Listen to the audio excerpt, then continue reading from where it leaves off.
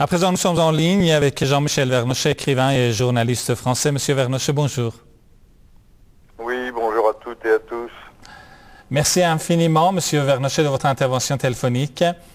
En cette fin d'année 2010, la crise économique continue de peser en quelque sorte sur l'Europe. L'ombre de cette crise plane sur la société européenne. Tout au long de l'année, les sommets se sont succédés sans pour autant parvenir à sortir l'Europe de cette grave crise économique et financière. Alors, en cette fin d'année, M. Vernochet, comment l'Europe se porte-t-elle et quel en sera l'état pour l'an 2011? Écoutez, le bilan, vous l'avez établi vous-même. L'Europe se porte mal. Et ce n'est pas seulement l'ombre de la crise, c'est le spectre de la crise qui hante l'Europe, mais pas seulement l'Europe, le monde. Aujourd'hui, tous les économistes de la planète sont inquiets. D'imaginer que la croissance chinoise, qui est le moteur de l'économie mondiale, le cœur nucléaire de l'économie mondiale, pourrait se ralentir. Non pas s'arrêter, mais se ralentir. Bon, alors écoutez, le bilan, il est facile aussi à donner. Aujourd'hui, que reste-t-il de l'Europe? Pas grand-chose. Il y a 2 ans, j'écrivais un livre qui est passé totalement inaperçu, qui s'appelait « Europe, chronique d'une mort annoncée ». Et où j'appelais le premier chapitre, c'était « Le temps des crises ». Alors, on parle de crise économique. Pas une crise économique, c'est une crise systémique qui a gagné l'ensemble du système, mais pas du système capitaliste comme on le dit, du système hyper-capitalisme. Le capitalisme d'aujourd'hui n'a plus rien à voir avec le capitalisme industriel, patrimonial du 19e siècle. Maintenant, nous sommes dans une société actionnariale où tout est financiarisé, où on essaye d'obtenir de la production de très hauts rendements, On vit dans une économie d'usure totale, l'usure qui a toujours été bannie par toutes les grandes civilisations, qu'elles soient chrétiennes ou musulmanes. Les taux, le rendement, les taux de rentabilité de l'argent sont devenus totalement extravagant. Alors, que reste-t-il de l'Europe? Eh bien, l'Europe est en partie déjà rachetée par la Chine.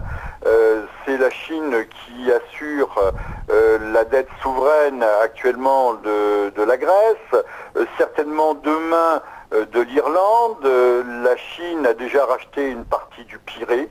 Quand on sait la représentation symbolique du Pirée dans l'histoire occidentale, du port, le Pirée étant un port, le port du Pirée, le rôle que ce port a pu jouer dans la construction de notre civilisation, c'est tout à fait extravagant. Alors nous sommes très loin de la crise économique initiale, puisque maintenant nous sommes dans une crise budgétaire, c'est-à-dire la crise d'endettement des États. Et aujourd'hui, la Chine pourrait être aussi bien appelée à intervenir au Portugal, mais également en Espagne, voire en Italie. Alors ne parlons pas de la France, un certain nombre d'États sont au bord de la faillite. Ce n'est pas, encore une fois, simplement le contre-coup de la crise qui est née à Manhattan, des malversations d'un certain nombre de grands banquiers, de grands financiers qui ont transformé la planète finance en casino. Alors l'Europe, bien sortir de l'Europe, oui, mais si un seul pays sort de l'Europe, sort de l'euro, du système euro, c'est tout le système qui s'effondre. Donc tout va être fait pour maintenir ce système, vaille que vaille. C'est un engagement presque fanatique, en tout cas c'est un engagement politico-idéologique, ce qui signifie que les Européens vont souffrir et que l'on verra des manifestations de colère surgir, apparaître dans la jeunesse, comme on l'a vu récemment en Italie, en Angleterre ou en France. Donc ce ne sont plus des voyous, des casseurs.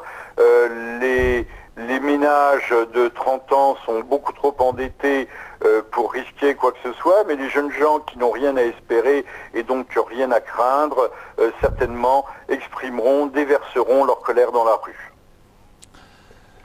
Jean-Michel Vernochet, écrivain et journaliste français, merci infiniment d'avoir apporté ces éclairages à notre émission. Merci, au revoir. Et nous vous souhaitons une très bonne année, Monsieur Vernochet. Vous de même. Très bonne année à venir. Très bonne année de crise. Au revoir.